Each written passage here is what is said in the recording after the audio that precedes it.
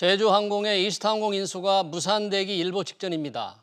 체불 임금을 누가 지급할 것인가를 놓고 갈등이 높아진 양측은 셧다운 관련 녹취록 공개로 돌아올 수 없는 강을 건넌 것처럼 보입니다.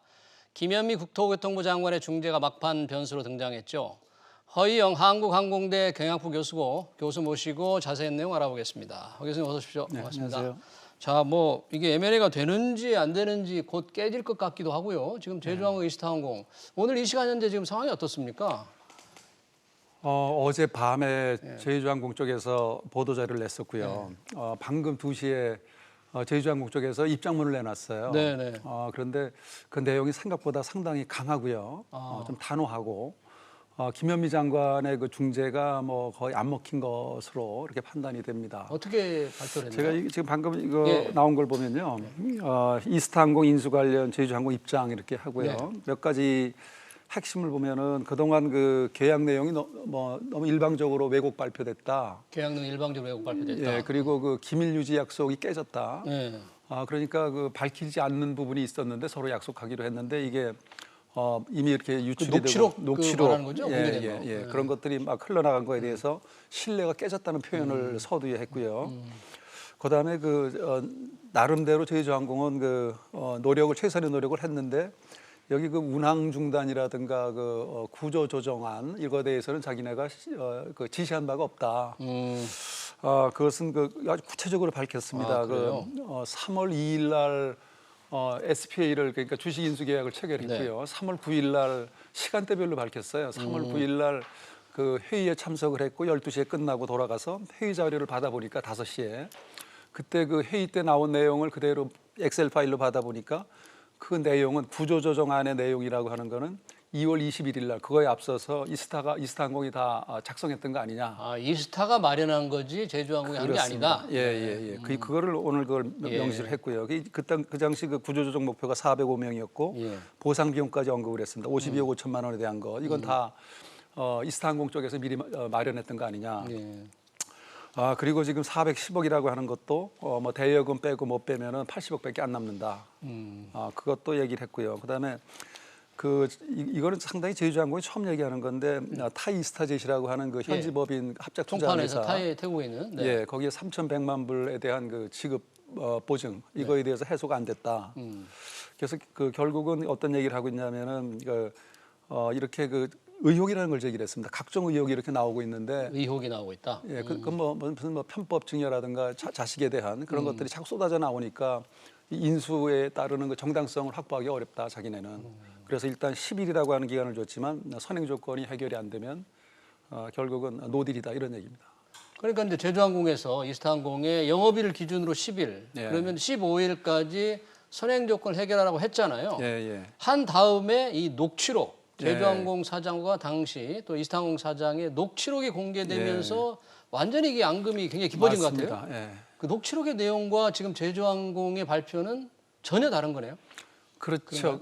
저도 그걸 들어봤어요. 6분 조금 넘는데. 예. 그러니까 양사의 그 사장들이 통화한 내용이었는데 아주 음질도 좋았습니다, 사실은. 그래서 이제 그 최종부 사장 쪽에서는 이걸 빨리 좀 진행을 하자. 근데 그 내용을 보면은 그 이석주 전 그 대표가 빨리 끝내야죠. 그리고서 체불임금은 끝내면은 바로 해결합니다라고 했거든요. 그 부분이 조금 이해하기가 좀 어렵더라고요. 딜이 끝나면 체불임금을 해결한다는 게 제주항공 해결한다는 건지. 그게요. 아마 이번 법정 공방까지도 갈 수도 있습니다. 그런데 지금 공개하지 않기로 했던 그 SPA 스탁 퍼체스 어그리먼트 주식 인수 계약이죠. 그 3월 2일 날 맺었던 게 아마 아직 안 밝히고 있습니다. 양측이. 그러니까 이스타 쪽에서도 부분적으로만 어떻게 노조 쪽에 계약은 넘어가고 안 나왔고 공개는 안 돼 있고요. 예, 이제 그 전문이 나오게 되면 그 체불임금에 대한 게 명확히 밝혀질 것 같습니다. 제주항공 쪽에서는 얘기가 그거는 그 인수가 성립되었을 때 딜 클로징이 됐을 때 우리가 책임진다라는 이석주 사장의 표현이거든요. 그러니까 딜이 안 되면은 우리 책임 없다라는 거죠. 그러니까 인수가 되면은 우리가 또 안겠다. 그러나 인수가 안 되면 그건 우리 책임 아니라는 겁니다. 근데 제주항공에서 체불 임금을 해결을 먼저 하라고 그때 주장하지 않았습니까? 그건 모르겠는데요. 네. 그러니까 그 녹취록에 따르면 여튼 그 표현이 어떻게 되냐면 빨리 해야죠. 그러니까 딜 클로징 하고 그럼 우리가 합니다라고 그렇게 나옵니다. 네. 그 녹취록에. 그건 두 사람이 대화한 녹취록은 도대체 어떻게 노조가 그게 공개했을까요? 어떻게 노조가 그걸 확보하게 됐을까요? 무서운 세상입니다. 네? 그거를 아마도 뭐 흘러나간 것 같은데 그거에 대해서 굉장히 불쾌하고. 근데 핵심 내용은 체불임금이라고 하는 것은 딜이 성사됐을 때 제주항공이 전체 떠안는다. 딜이 성사됐을 때. 그런데 지금 이 딜이 깨질 경우에는 아니다. 그러니까 빨리 딜을 끝내자. 그런 녹취록의 내용을 보면 그렇게 유추할 수가 있습니다. 근데 딜이 성사되기 위해서 선행 조건이 있는데 예. 그 선행 조건이 아까 말씀하신 타이스타 젯 보증 해결. 또 그게요. 네. 여러 가지가 있는데 물론 이제 업황이 안 좋아지고 코로나19로 인해서 자기네가 마음을 바꾼 건 아니라고 오늘 입장문에서도 제주항공은 밝혀요. 업황이 나빠서 업황이 나빠서 마음 변심했다라고 하는 건 그건 싫은 거죠. 네. 그러니까 자기네 의사결정의 책임은 자기네는 지겠다는 것이고 다만 체불임금에 대해서는 명확히 하자 이런 뜻인데 이게 그 2월 달부터 2월 월급부터가 이제 이렇게 밀려나가기 시작했거든요. 부분 지급이 되고 그러니까 3월 달에 그 통화 내역을 보면은 이미 이제 체불임금이 시작이 된 거죠. 그러니까 최종구 사장으로서 급한 거고 그러니까 원래는 그게 작년 12월에 이제 MOU를 맺었고요. 3월까지 끝내기로 했던 겁니다. 3월 말까지. 그랬던 게 좀 늦어지고 여기까지 온 거죠. 그러니까 지금 이 과정에서 보면은 지금 체불임금도 문제지만 지금 그동안에 그 제주항공이 파악한 것은 그 미지급금, 그러니까 총 채무. 채무 규모가 그게 한 1,600억 정도로 추정을 했던 것인데 지금 6월 말 한 달이 더 지나고 나니까 1,740억으로 늘은 겁니다.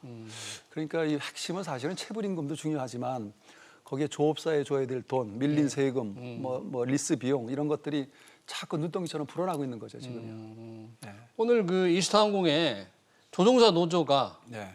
이 1,600명의 M&A가 안 된다면 길거리로 내몰게 된다. 그래서 제주항공에 책임을 묻겠다. 이렇게 경고를 또 했어요. 이것도 변수가 될 수 있을까요? 글쎄 그것은 뭐 현실적인 문제죠. 그러니까 지금 여기서 인수가 결렬이 되면 과연 그럼 이스타항공은 어떻게 되느냐. 사실 해법이 마땅치가 않아요. 어떻게 됩니까? 지금 비행기 23대 가운데 그 다 리스기거든. 빌려온 비행기 5대는 지금 조기 반납했고요. 지금 18대가 있지만 지금 전부 셧다운돼 있거든요. 그러니까 현금 흐름이 없는 겁니다. 그러니까 사실 휴업 상태인데 이거 빚은 늘어나고 지금 뭐 6월 월급도 또 7월이 또 다가왔는데 이럴 때는 저게 참 해법 찾기가 쉽지는 않아요. 그런데 지금 그나마 이제 어떻게 유일하게 기대를 했던 것은 제주항공이 빨리 인수해 주기를 바랬는데 오늘 입장문으로 봐서는 참 저게 쉽지 않겠다. 아마도 이게 깨지는 수순으로 가는 게 아닌가. 그러면 중간에 이제 김현미 국토교통부 장관이 나섰지 않습니까? 최영석 외경그룹 부회장 그리고 이상직 더불어민주당 의원을 만나서 어떻게든 M&A를 좀 성사시켜달라 이렇게 주문을 했을 것 같은데 이게 두 회사 이런 압력 내지는 또는 요청을 해도 먹히질 않는 거고 이게 효과가 없는 거죠? 어떻습니까? 한마디로 뭐 이번에 장관의 약발이 안 통했는데요. 그런데 사실은 이 민간 기업이라고 하는 건 생존의 문제이기 때문에 근데 사실 이번에 김현미 국토부 장관도 중후부처 장관이 이렇게 나서는 게 아닙니다. 이게 민간기업 M&A에 그럼요. 정부 장관이 나서면 안 된다. 그것은 뭐 어떻게 보면은 중후부처라는 게 운수권을 쥐고 있는 데고 감독권을 가지고 있으니까. 그거에 대해서 또 이번에 조건도 참 보면은 이게 좀 늦어지고 있는데 이걸 인수를 하게 되면 뭐 그동안 뭐 미지급금이라든가 이런 것들을 좀 해결하도록 노력을 하겠다. 금융당국하게 협조를 구해가지고. 근데 그건 국토부 장관이 할 수 있는 영역은 아니고 설득을 해서 그렇게 도와주겠다는 것인데. 그것은 만약 그렇게 도울 수 있다면은 그거는 그렇게 해서 도움을 받는다면 특혜 시비에 걸리죠. 나중에 이게 잘 됐을 때.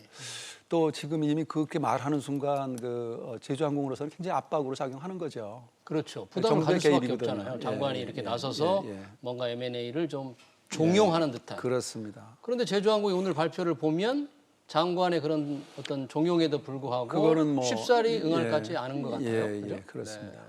그럼 어떻게 진행이 이제 앞으로 될 것 같습니까? 지금 워킹데이 10일이라고 하는 건 이제 7월 14일까지거든요. 14일, 그러니까 7월 15일 날 아마 노딜 선언이 될 것 같습니다. 교수님은 노딜 선언으로 예상을 하시는군요. 제주항공이 제시해 놓은 조항이 그게 뭐 채무 문제인데 돈 문제거든요. 그게 800억 이상이 될 것인데 지금으로서는 그것을 해결하기가 어렵다고 봅니다.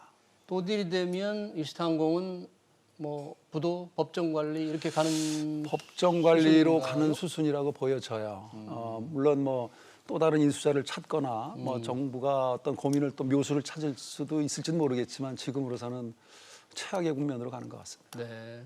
지금 일부에서는 이상직 의원의 이스타항공의 자녀의 이 증여 문제가 계속 언론에 네. 보도되고 있기 때문에 이런 것도 이 정상적인 M&A에 아주 부정적인 영향을 주지 않나 이런 그게 생각이 이번에 돼요. 걸림돌로 작용을 했어요. 오늘 그 입장문을 보면은 말미에다가 각종 제기되는 의혹에 대해서 정당성을 찾기 어렵다.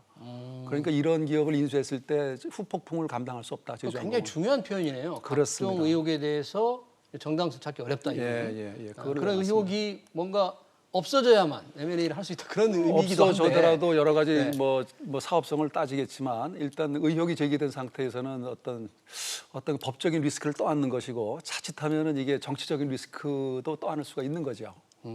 왜냐하면 여기에는 지금 뭐 그동안 이상직 회장의 사실 이거 보니까 지배 구조가요. 이 거버넌스 구조를 보니까 가족 회사예요. 가족회사. 예, 형이 옆에 또 옆에 있는 그 페이퍼 컴퍼니 만들어서 네. BD 인터내셔널이라는 데서 7.49%를 가지고 있고 네.